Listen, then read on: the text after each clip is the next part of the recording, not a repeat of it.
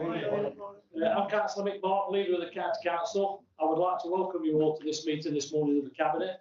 It is being broadcast live, and you being here gives your remit to say it's going to be filmed, and you're giving your permission. Item 1, minutes of the last meeting held on the 18th of December. Can I accept these as a true record, please? Yeah. With a show of hands. Thank you. Are there any apologies for absence? I've not received any. There are none. I would like to take this opportunity to welcome Councillor Simon Wright as a Cabinet Member for Education and Send. Thank you. Welcome. You have got a tough job ahead. Councillor Gaynor Mann as Deputy Cabinet Member for the Communities and Public Health. Thank you. And welcome. You've got a tough job as well. And Councillor John Siemens as Deputy Cabinet Member for Transport and the Environment. Thank you, mate. Thank you. You've got probably one of the biggest jobs.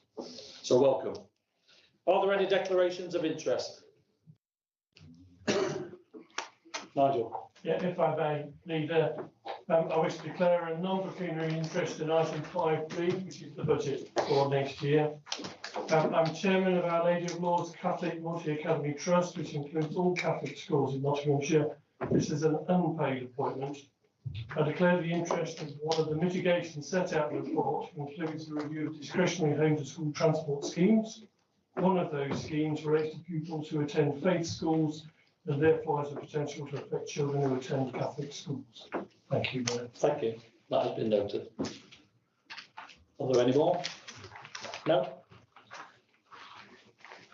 I'll move on to item 4, the financial monitoring report for 2025-2026. I'll hand over to Councillor Stuart Matthews to put his report forward, please. Stuart. Thank you, Leader. The period 8 financial monitoring report shows the forecast overspend of 5.8 million is currently projected, which is only a slight decrease on the period 7 report. Unfortunately, Table 1, page 8 of the report shows the forecast overspend at portfolio levels is predicted to be 10.8 million. This is a slight improvement on the previous period and reflects increasing pressures, in particular on adult social care, which is predicted to remain at the end of the year at 9.9 million. The details of the significant variances from the budget is set out in the report. Portfolio overspend is brought down by additional business rate income and this period in the anticipated additional interest. As we approach the year end, the message to colleagues is to maintain controls of their budgets is repeated. The budget position is reflected in the construction of next year's budget. The report also continues to show the increasing pressures on the school budget due to the increasing demand and cost in the high needs block. Paragraph 21 indicates the anticipated overspend is 35.8 million. This is having an impact on our day-to-day cash balances. I'm aware the Executive Director for Children and Families is working on a more detailed plan on how to help manage the ever-increasing spend on the unused block. This will not be the cure-all for the high needs block, and we must recognise that the spend will continue to increase in future years. We are aware of the government's plan to manage the high needs block budget from 2028. We have no clear solution on this issue until later in the calendar year. Turning to the capital programme, table 4, page 13, shows slippage of spending to next year, particularly within the transport and environment and finance and resources portfolios, totaling 8.5 million. The reasons are set out in the report. Slippage on the capital programme is reflected in the budget for next year.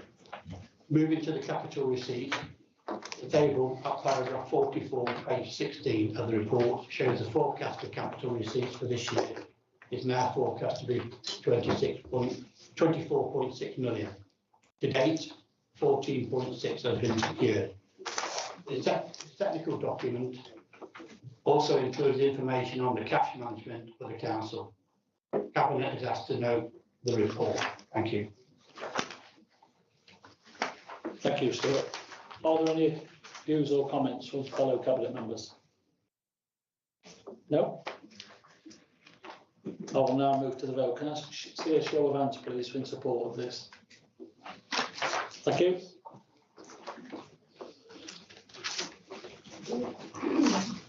Item 5. Response to Overview Committee's consideration of the budget update of the medium-term financial strategy proposals and also the budget 2026-2027 proposals for submission to full council. Can I ask Councillor Stuart Matthews to present his report, please? Thank you, Mick. I'll start with the Overview Committee report, item 5A. I would like to thank the Overview Committee for a thorough examination of the assumptions and risks that sit behind the Council's medium-term financial strategy. Appendix 1 to the report sets out the specific areas of examination and my responses to those. Colleagues will note consideration has been taken in the budget proposals to the specific points raised by this committee. Now, moving on to the budget. As a cabinet member for Finance and Resources, I present to Cabinet today the proposals for the budget for 26-27, which upon approval by the Cabinet will be submitted to full council on the 26th of February. I'm not going to dwell too long on this report, as I know we will discuss it in great length at full council meeting. I therefore will only provide some key facts that can be drawn from this report. This is our first budget as the new administration, and I would like to take the opportunity to thank members of the Cabinet and officers of the Council who have worked jointly to develop the budget and medium-term financial strategy. This budget reflects our new strategic work of the Overview Committee and reflections from the budget survey undertaken with our residents, where the overall majority would rather see an increase in the council tax and cuts in its services. As regards funding, the government has made fundamental changes to the funding of local government through the Fair Funding Review and Business Rates Reset. The amendments to the relative need, the relative need formulas used, as well as the additional monies, have provided the council with an expected additional funding of 78 million over the next 3 years. Government total announcements of additional funding for Nottinghamshire includes the expectation that we will raise council tax to the maximum of 5% over the next 3 years. The government's failure to control inflation means even standing still in meeting the needs of our residents is difficult, especially for social care. Especially for social care will mean the cost of delivery will increase, and the government, as always, do not fully take into account the increasing demand for our services. Consequently, we will invest in our frontline services with both pressures and inflation increase over the next 3 years to 138 million. But we are reformed, and we think Nottinghamshire can be more efficient. Again, the officers have done great work. The Cabinet have worked extremely hard, have been able to identify an ambitious savings plan of over 44 million over the next 3 years. Taken together with the inherited funding gap, increasing pressures on inflation and the additional government funding, we still must ask next year for our residents to pay a little more in their council tax. Consequently, I propose this council will increase I propose the council tax will increase by 3.99% next year. This is one of the lowest increases the council have implemented in the last 10 years. Colleagues, we will see this report also considers the impact of LGR, changes to business rate form, our approach to setting fees and charges in future as we will ask. Colleagues, we will see the initial investment we will make in our schools and roads. Overall, the council will invest in 374 million through our capital programme. 235 million of this will be invested in transport and environment, and 76 million into education and STEM. We are determined that this council will remain financially well managed. Thank you.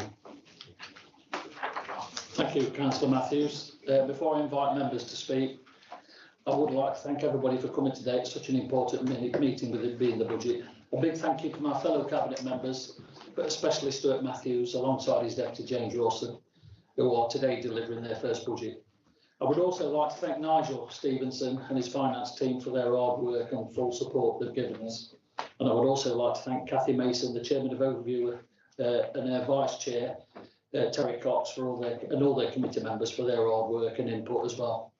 The budget is built on the foundation of investing in prevention, but not at the expense of services to those who require it most and care and support within our community. We recognise the pressures such as the business rates, utility costs and taxes that businesses and residents are faced all across the county. We, like the residents, have overheads imposed on us by local government. This is why we've worked hard during the tenure to make the efficiencies of the authority to find efficiencies to be held over, deliver, we are going to deliver a 3.99% council tax rate in this budget, which is one of the lowest in the decade, which I'm very pleased to announce, along with Stuart. All this is down to you, the Cabinet and the deputies, so well done. We have got some hard work ahead over the next 12 months. We have set ourselves a big target, and I'm sure we'll get through it together. You have contributed to the efficiencies we have identified within our remit, and I'm grateful for all your hard work. We've done all this with no cuts to services, no job losses, and more efficient ways of working. We have now set ourselves a big challenge, and I will make sure we'll deliver it and achieve our goals. The efficiency group will continue to identify further savings with regular meetings and monitor the progress we have already made. Thank you again to all members for your hard work and your continued hard work to producing a balanced budget. Thank you. I will now open it up to members. Councillor Rawson. Thank you, Mick. I appreciate everybody's just done a lot of thanking, and I can't get past this point without thanking some other people yet again. So thank you to Nigel, who did a fabulous job. He kept us legal, he kept us on top of it. We couldn't have done it without Nigel, so thank you very much. But the people that I don't think got enough of a mention in those thank yous are the officers. Yeah. This is a revolution of a budget. We came in with an £18.5 million deficit. We're looking for a £32 million surplus. That is a revolution. We couldn't have done it without the support of everybody here. The cabinet's worked exceptionally well, but the officers have really gone above and beyond in my mind. What was wonderful, I've been involved in many budgets over the years, but the officers were very quick to be very honest and offer up terrific savings that are going to be a challenge to deliver. But I think we all come at it with a good heart, and I'm very proud of this budget. Thank you. Well said, James. Anybody else? Councillor Wright, Lynn. Oh, then Councillor Kelvin Wright. Oh, sorry, there's too many right. Yeah, well, you're right. Yeah, the one to my right, go first. Right on. Thank you, Leader. Thank you, Leader. This budget is the first act in delivering the Nottinghamshire Plan 2025-2029. The plan reflects what we stand for as a political group, which is family, community, and in this case, county. We have clear resident-centred priorities, stronger families, thriving communities, and connected county, plus a council that leads and listens. With principles like prevention first, teamwork, openness, and making the most of our resources and guiding delivery and investment. I have to say that delivering a 3.99% council tax increase is phenomenal. For 12 years, we've had the maximum every year. I was there 12 years ago when it all started, and I'm proud that this administration has the ambition to deliver 3.99 in a world where all finances are up in the air, where the government see we've got some difficulties, but they also postpone any help until 2028. So as far as I'm concerned, this is a good budget, well delivered by the portfolio holder. And again, I must thank Nigel and his team for all the support he's given us. I thank the Cabinet for all the support they've given us, the leader and the portfolio holder. And well, that's all I've got to say, thanks. Thank you, Martin. Well said, but I'd just like to put one point right. It hasn't been at the maximum for 12 years. I knew you probably didn't mean to say that, but I just want to clarify that. Thank you. My mistake, I thought it was. It's one of the lowest in the last 10. Yeah. So thank you, Martin. Okay. Kelvin. All right, yeah. Leader, thank you very much. We face huge care challenges in the adult social care sector, a rising demand in our population, changes in national insurance, changes in the minimum wage. Over the past few months, myself and Councillor Anne, as a cabinet member, we've been privileged to attend various events, seeing how our actual carers are delivering this service on the ground. It's been a privilege to be involved in an adult social care budget, and as you say, thank you very much to the entire team behind both of the cabinet members for adult social care in the officer group. But to deliver both a compassionate, a fiscally responsible, and a budget that promotes what I believe is well-being in the adult social care is an absolute privilege. The overall mantra of social care has been to keep people behind their own front door, be that their own front door, be that a supported front door, be that an extra care front door, or be that a shared lives front door. When people need residential care, then of course adult social care will step up. But by taking this approach, it is absolutely fiscally responsible. So this budget, from our point of view, it strengthens local services within the care market. It invests in a modern joined up care. We've changed the way we commission some aspects of service, which will mean that both we as a council can look at the money side as well as the care side, and we will determine some of those care standards and ensure the care meets what we would want any of our relatives to have in there. Hence, this is better value for taxpayers at a very difficult time, and it supports some of our most vulnerable residents. So an absolute privilege and very proud to be associated with this budget. Okay. Thank you, Kelvin. Anybody else? I've got Councillor Answer, then Councillor Justice. Thank you, Leader. I'm very, very pleased with the budget and how it's all come about and what we've resolved. And we've identified nearly 45 million in savings for the long-term, medium-term financial strategy. But I think what is important that we need to thank our staff, our directors, our staff who have worked extremely hard in order for us to achieve these targets and what we've done. And I think this budget basically it protects frontline care and support. This budget also safeguards essential adult care services so that older people, disabled adults, carers can continue to get timely, safe and dignified support, even in a very challenging financial climate. Keeps people independent for longer, and it prioritises prevention, reablement, community-based support of people staying well, remaining in their own homes as long as possible, and avoid unnecessary hospital admissions on that longer-term care. So there are policies, and I know Kelvin has already highlighted quite a bit of it as well. We do work together, we do work hard in achieving these targets and what we've achieved already this year. So I'd like to thank everybody who supported us as well. Thank you. Thank you, Barry. On next. Thank you, Chair. I'm pleased that we haven't just taken the easy route here and increased council tax to the maximum, but I am particularly pleased that we've managed to deliver a budget which will continue to fund our services. In my area, this will mean we're able to continue things such as our wonderful library service and our country parks, trading standards, and particularly our Thriving Communities programme, which will help underpin and support the adult social care programme. So I'd like to thank all my colleagues who have contributed towards this, and thank you, Chair. Anybody else? I've got Councillor Green and then Councillor Doddy. Thank you, Dean. I just want to say it's been a lot of privilege, actually, someone who's not been involved in this arena in my life before. I mean, working on such an amazing team, not just my colleagues left and right, but all the officers. And there's been a lot of change in this council since May, heck of a lot of change. You know, we've come in, it's a new party, new bunch of people.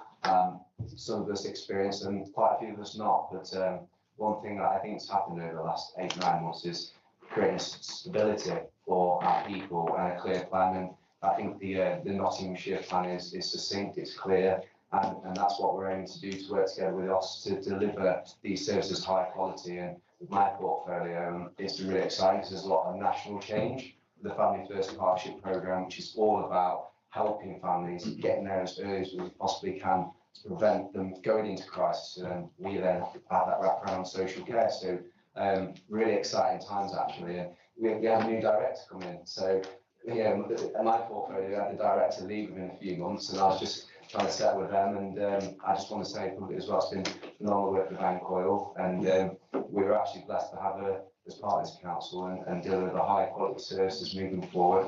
And yeah, just watch this space. With change, there's a bit of uncertainty, but watch the next few years, and we will deliver our best for the people. So thank you all of you. Thanks, Rory. Councillor Doddy. Yes, thanks very much indeed. There's a great sense of achievement within the room, and rightly so. 3.99 was not achieved by just chance. It was achieved by sheer hard work and dedication by a number of people. And in particular, when you look at the budget, it will be connected to the next item, but I wouldn't be able to implement our council plan for inclusivity in children, improving send, fluoridation of drinking water, keeping people safe in their own homes, making a stronger connected county without a balanced budget. I'd like to thank Stuart Matthews for that. I'd like to particularly thank Lucy Peel for her hard, dedicated work in achieving the transformation that is necessary to allow us to achieve what we're about to achieve. And thank you all. Thank you, John. Anybody else? Councillor Bingham. Yeah, join everybody else in thanking everybody that's prepared this budget responsibly and balanced, as we say, going forward.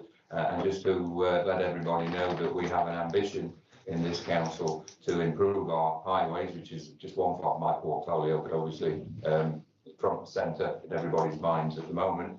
We're in a good position to do that. The leader sits on the East Midlands Combined Councils Authority Board or Committee, and I'm on that committee as well. We're pressuring them hard to increase investment, because it's now coming from them rather than the Department for Transport going forward.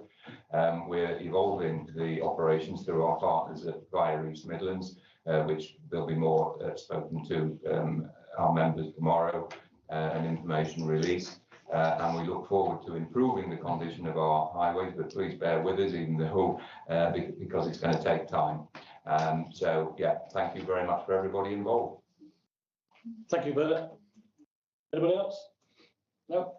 I would now like to put this to the vote, please. Can I have a show of hands for 5A and 5B, please? Thank you. Item 6, the annual delivery planning Q2 assurance and next steps. Councillor Doddy, please. Yes, thanks very much, Leader. This is item 6. This is the annual delivery plan and a look at Q2 assurance and the next steps.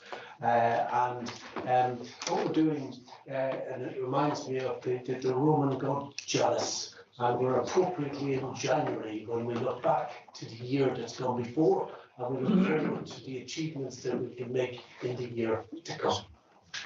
In this particularly delivery plan, we're looking at a quarter which reflects the 10 ambitions of the strategy which was introduced in 2021. Again, because our strategy has been introduced in November, and you will remember that for Council, that is the 2026 to 2029 plan. We look back at the achievements of the 10 ambitions of the plan from 2021. Not only look back at it, but we're also going to talk about how we're going to embed the forward plan for the County Council in all of our actions going forward, and how all of our decisions will have regards to how they advance our priorities and our aims to make Nottinghamshire County Council the best council possible. I'm going to draw your attention to the recommendations, and the recommendations are quite simply that we consider the progress of the annual delivery plan and note the factors that are behind any milestones that we haven't reached, and also to approve the timeline for the new delivery plan and how we're going to monitor it and how we're going to implement it. Now, if we look back to the achievements of the last quarter, there was 63 milestones, and the achievement against those milestones was 79%. Now, if you did an exam and you got 79% in it, that's a distinction. There's a distinction against achievements.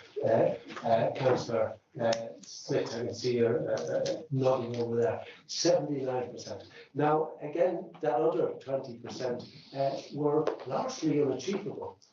Some of them were down to local government reorganisations. Some of them were down to the fact that we couldn't move out of County Hall for a variety of reasons. Some of them were down to chasing net zero targets, some of them were down to zero carbon emissions, etc. And therefore, 80% becomes even more impressive. But things that are in progress and continuing to be delivered under those ambitions will continue to be delivered in the ongoing year. I would like to look back and say, what have we achieved that we can be proud of? And you'll see in your paperwork, 129, 139 onwards. One of the great things is the things that we've done with SEND. SEND was in a bit of a disaster in terms of how many people we were actually getting done, and we were sort of all over the coals. But now we're well above average, achieving the education and healthcare plans for those people, the most important challenging area that we've got.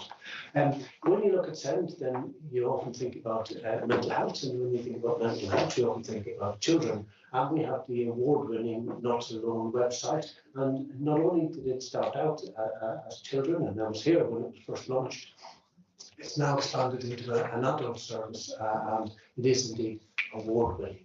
One of the things that we're going to be looking at going forward is family hubs. And family hubs, I often describe them as sweet shops. The more sweets you put in the shop, the more people are going to come and use the shops. And the family hubs that we've got have been recognised so far as being gold standard awards for encouraging breastfeeding.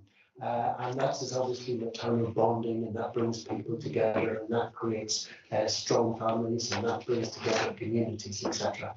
So a lot of success and major motorway successes around traffic lights and the A38, etc. So a huge amount of achievements in the past as we look to the past, and an exciting future as we follow the council plan that was approved in November 2025. And you'll see within it on page 141 how we want to achieve that. And one of the things was to do a workshop. And you won't be surprised by our efficiency to say that workshop has already occurred. So we've already taken the first steps, and over the next number of months, bringing it back to you in April, we will seek your approval for the delivery of that plan. We will seek the delivery of what we agreed in November. And with that, I shall move the recommendations and congratulate all involved. Thank you. Thank you, John. I would now like to invite Councillor Stuart Bestwick to join us, please, and share his views with us. Thank you, Leader.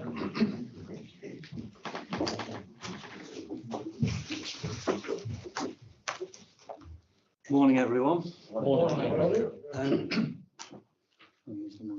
Before I start to speak, because I'm the first speaker, can I just congratulate Councillor Simon Wright in being appointed to the Cabinet? Thank you. And to congratulate Councillor Siemens and Councillor Mann in being appointed to the Deputy Cabinet position.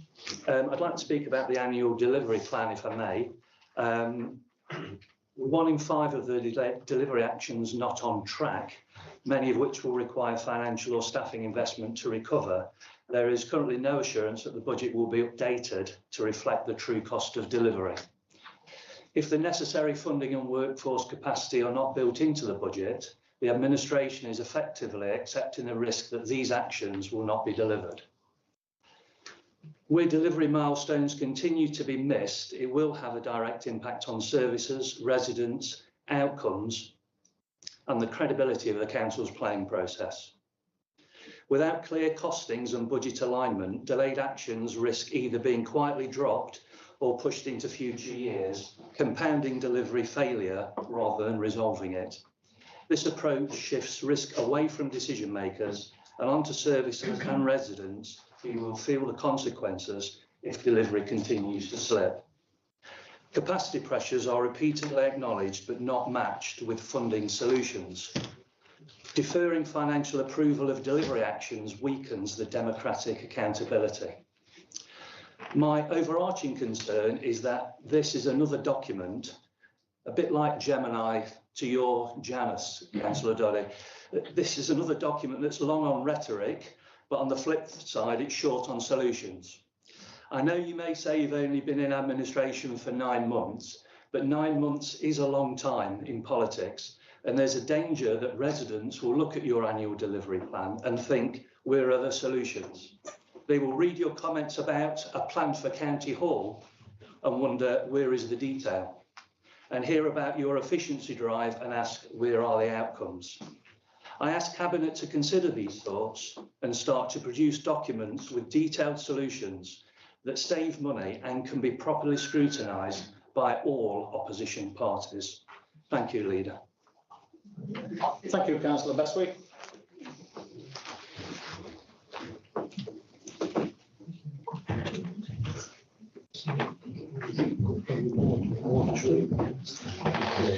I would now like to invite views from Cabinet members. Anybody got any? I'd just like you covered most of it, Councillor Doddy, but I would like to say I thought the workshop went brilliantly. The first one we've had. I know it's the first of many. I really got a lot out of that when it takes place. So I look forward to the others as well. And I know we'll get everything we want to do in this plan. So thank you, Councillor John. Thank you, Leader. I'm going to come back to the fact that if somebody awards me a distinction, if somebody awards me a high first-class honour, if somebody says you've achieved 80% of everything you set out to do, Doddy, I'm going to concentrate on the 80% that I've done exceptionally well and not dwell on the bit that I haven't done. I did say what things. You did.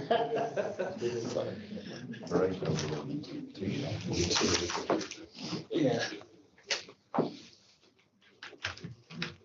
We will now put it to the vote with the recommendations on page 43. Can I have a show of hands, please? Thank you.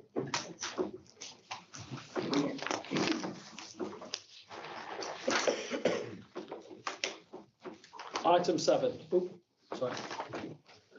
Item 7. I'll now introduce myself to formally put this report to you. Welcome, Mick. Thank you.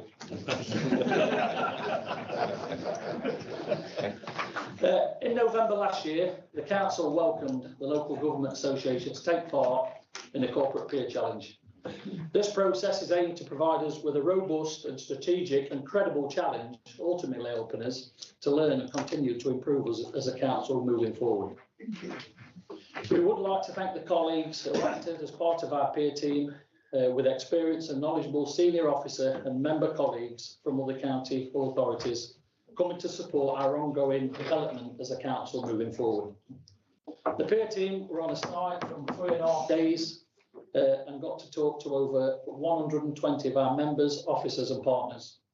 They focus on matters such as our financial planning and management, organisation and place leadership, and our capacity to deliver the local government reorganisation. The feedback we received is evidence that we are a well-run council that gives clear recommendations how we can continue to support and deliver our priorities in the most efficient and effective way possible.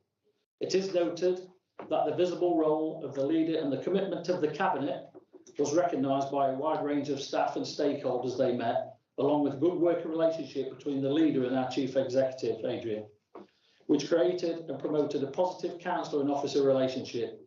The peer team found the council to be well-led, ambitious, collaborative, stable and capable.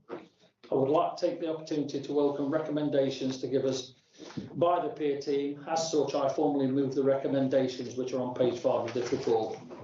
Thank you. And I'd like to invite Councillor Smith to come and join us to give his views on this item, please.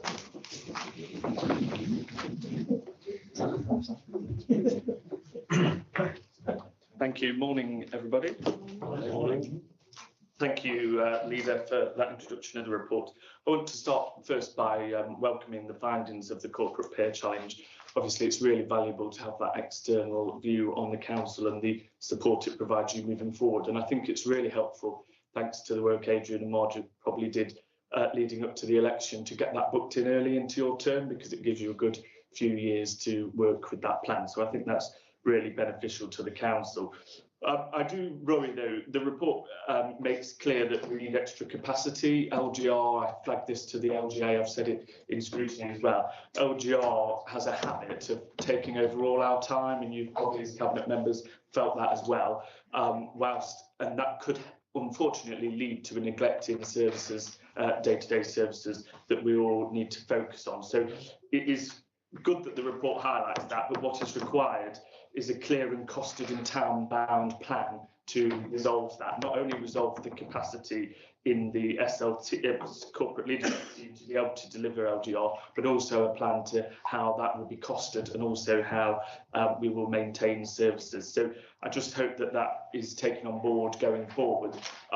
Overview and scrutiny, once we have the SEND inspection, we have regular updates to overview and scrutiny about the SEND improvement plan, and I would like to see that this peer review will receive the same priority as that, so that scrutiny can take on board how the council is implementing actions against the LGR's findings, and that will help Cabinet, but also help the council ensure that the extra capacity that you'll need to bring in is costed, and you know where the money's coming from, but also that maintaining services is a priority for this council, and it really needs to be. LGR, I think the Labour government have done 13 U-turns before this meeting, it's probably 15 now, and if a U-turn on LGR, we'll have to revert back to this council model, and I don't want us to be in a place where we haven't got capacity to do that. So I just ask that that comes to scrutiny, and that everybody from all parties and all parts of the council can work together to help deliver the plan.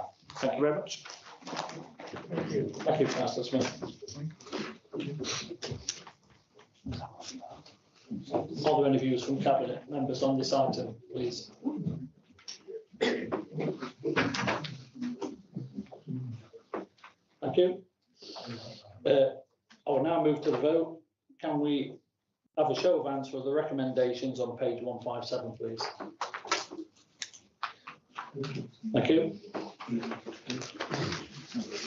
We'll move on to item 8, Nottinghamshire School Places Programme, latest estimated cost. I'll now hand over to Councillor Walker-Bailey. Thank you, Leader.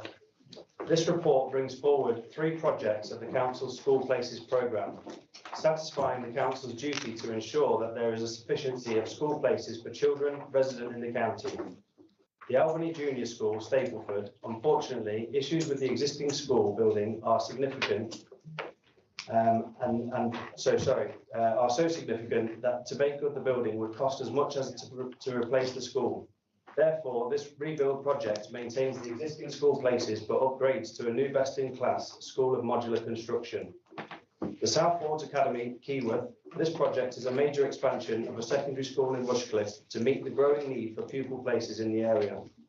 The constrained nature of the site requires the demolition of an old single-storey block to make way for a new 3-storey teaching block, with associated works to improve access and parking to the site. The project also requires the installation of interim accommodations to house children of the school whilst the project is underway, and the reprovision of a heating plant room for the neighbouring leisure centre, which is lost as part of the demolition. The Lean Mills Primary School, Hucknall.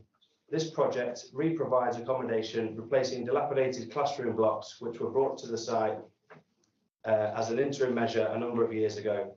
This need has proven to be permanent, hence the need to provide modern, fit-for-purpose, permanent classroom provision. This report seeks to progress these projects to the construction phase for the full projects at Albany Junior and Lean Mills Primary, and for the first phase of the major project at South Wales Academy. A further report will be brought forward for the latter stages of the South Wales project once the detailed design has progressed further and further funding allocations from the Department for Education are confirmed. I formally move the recommendations which are on page 10 of this report. Thank you, James. Thank you, James. Are there any comments? Councillor Doddy. Thank you, Councillor Walker-Gurley. Just to bring attention to the Albany Junior School on page 221 and the option to build a two-story modular construction, having looked after the population there for 34 years and being extremely familiar with the socio-economic challenges of a lot of single parents, large families, etc. Never has an area been more deserving, and it follows on from the approval of a pelican crossing in the area to keep those mothers and keep those children safe as they cross the road and get to that school. It's fantastic. I just like to thank you for your hard work. Thank you, Councillor Walker. Thank you, John. Anybody else? Well, can I put the it to the vote, please, with the recommendations on page 228? Show of hands. Thank you.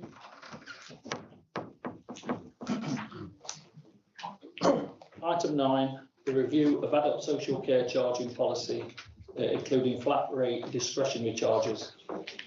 I'll hand over to Councillor Barry Ansett to put his report forward. Thank you, Barry. Thank you, Leader. The report outlines the review and proposed updates to adult social care charging policy, including adjustments to flat rate discretionary charges. It summarises the consultation, feedback, legal financial considerations, and recommends approval of the revised policy on charges effective from April 26. Charging for care and support is governed by the Care Act 2014. And the overcharging principle to the regulations is that people should only be required to pay what they can afford. That's important. Councils must not charge more than actual cost it occurs in meeting the assessed needs and applying discretionary flat rate charges. A public consultation regarding proposed flat rate charges was completed during November and December 25, which received a mixed view from 26 respondents. Some found charges reasonable, while others expressed affordability concerns. Following this feedback, some fees remain unchanged, and new charges for deputyship bank accounts and digital device hires are proposed. Some of the proposed increased fees recover the cost of providing a service, such as self-funded home care arrangements. The report provides a detailed table of current and proposed charges for services such as transport, deferred payment schemes, appointee fees, deputyship charges, telecare and digital inclusion. An equality impact assessment identified potential adverse effects on age and disability groups, with mitigation measures including hardship assessment and ongoing monitoring already in place. It is proposed to apply current home-based care rates for people waiting for long-term care and support needs to be arranged following the period of reablement, marking the first rate review since 2017. The revised charging policy consolidates statutory and discretionary charges into one document, introduced an appeal process for financial assessments and outline procedures for unpaid charges, aiming for clearer, accessible information. The policy charges aim to recover some of the costs incurred in providing these services, estimated at approximately £1.45 million, increasing to 1.53 million, including reablement home care. All charges comply with the relevant legislation, ensuring fees do not exceed actual service costs. With this report, I formally move the recommendations which are on page 7 of this report. Thank you. Thank you, Barry. I would now like to invite Councillor Jonathan Wheeler to join us and give his views, please.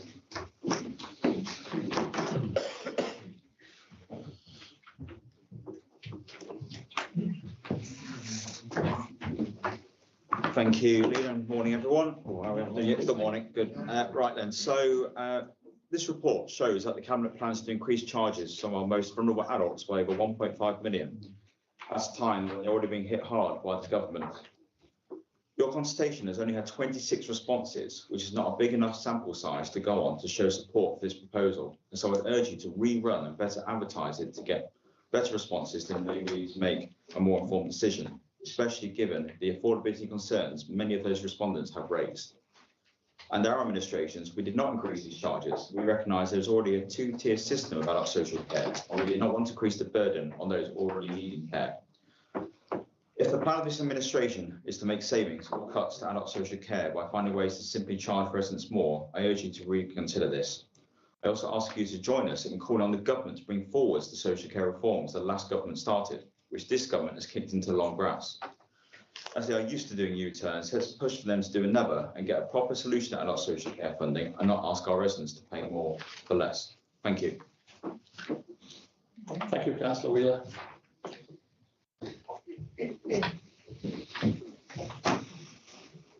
Can I invite Cabinet members? Have you got anything to say? Any comments? Councillor Dobby. Dr. Mango. Oh, sorry. Coming. Oh, sorry, I didn't see your hand up. Sorry, Councillor Wright. Councillor Wright, over to you. You're most kind. I would only raise a simple point. You can advertise a survey. You can't make people take part. You can lead a horse to water, but you can't make it drink. Thank you, Councillor Wright. Councillor Dobby. More to say that Councillor answer how much has actually been left unchanged, and in particular it's brilliant to see the transport to and from day services and activities, bearing in mind the increasing adult population and the plague that is social isolation and loneliness, which traps people in their own homes and leads to depression and increased use of services of other sorts. So I'd just like to say how good it is to see how much has remained unchanged and still being able to deliver within the budget proposed by Councillor Matthews.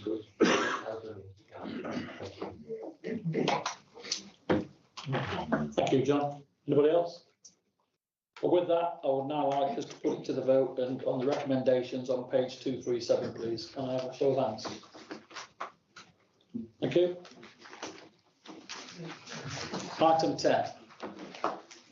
Children and young people's mental health and wellbeing plan for 2025 to 2028. I would now like to hand over to Councillor Dawn Justice and Rory Green to put this report forward. Thank you. Thank you, Leader. I'm pleased to introduce the Nottingham and Nottinghamshire Children and Young People's Mental Health and Wellbeing Plan for 2025 to 2028. This plan reflects a whole system approach to children and young people's mental health and wellbeing, which is focused on prevention, personalisation and increased access to support for children and young people and their families in Nottingham and Nottinghamshire. We know from our co-production work and the local system data and intelligence that despite progress in increasing access to mental health and wellbeing services for children and young people, there continue to be growing and complex needs. At the same time, the number of children living in poverty continues to climb, heightening their vulnerability to mental health challenges. These factors underscore the need for a shift towards earlier intervention and prevention. Not only is this approach more cost-effective, but it also enables children and young people to thrive, reduces reliance on more intensive services later, and offers a more sustainable and compassionate approach. This plan has been developed collaboratively with partners across our system that sets out how we will work together to support families. It reflects what we've heard from co-production work with children and young people, and evidence from our joint strategic needs assessment of emotional and mental health of children and young people. The plan identifies 3 key strategic pillars. The first one is building resilience and mentally healthy children and young people, including a focus on 0 to 5 and developing whole school approaches on mental health and wellbeing. Number 2 is delivering good quality services for children and young people, embedding increased support for vulnerable and at-risk groups, including children and young people with complex mental health needs and children and young people in inappropriate settings. And thirdly, we aim to improve access to care and support in the right place at the right time. Importantly, this plan builds on and aligns national policy and local plans, including our council plan and the joint health and wellbeing strategy, and also including the Best Start in Life strategy. It will be delivered through a strategic partnership and work streams with delivery monitored via existing system-wide data dashboards to ensure impact. I recommend this plan to Cabinet and ask for Cabinet's formal approval of it so we can continue working together to ensure that every child and young person in Nottinghamshire can thrive. Thank you, Leader. Thank you, Dawn. Councillor Green. Thank you, Leader. Thank you, Councillor Justice. It's been a real pleasure working with you and also your department, which is, I think, quite a fresh approach, is also working more holistically rather than in silos. So yeah, I absolutely welcome this plan as well, and the 3 strategic pillars you just lovely described, building resilient and mentally healthy children and young people, including a focus on our 0 to 5s with our work on the Best Start strategy, which Councillor just alluded to, particularly the work around parent-infant interaction, which happens a lot in our family hubs, and mental health, which set the foundation for that best start in their life. The plan builds on strong system partnership and the increased focus on early intervention, which is really put across in our Nottinghamshire plan, and prevention, which will support further work in our communities using those assets across the county that can support our children, young people and our families. The plan also takes practical steps to support parents as a key part of improving children and young people's mental health. It sets out clear pathways for family to access that help, including through our family hubs and support groups, and ensures parents receive information and guidance from pregnancy onwards. There's also a strong focus on building that parental confidence, which I can see happens in the families from visiting them, that they are phenomenal. They offer them peer support opportunities, including fathers, which I've seen firsthand, which is fantastic, and involving the actual parents themselves to shape these services by mapping available resources and tackling those barriers faced every day by disadvantaged families, which are really passionate about helping. This plan aims to make support accessible and effective for all. So I fully support this approach. It's been a pleasure working alongside you again, and it really recognises that helping parents really is fundamental for better outcomes for all of our children and young people. Thank you. Thanks, Rory. Anybody else? Councillor Kelvin Ryan. Thank you, Leader. I wanted to piggyback onto this article a little bit, if I may, with a slightly niche but somewhat relevant and important area of childhood mental health. In my capacity as Armed Forces champion, I've received a couple of issues in my inbox, which I shan't discuss in this open forum, but in general principles related to term time absences of children.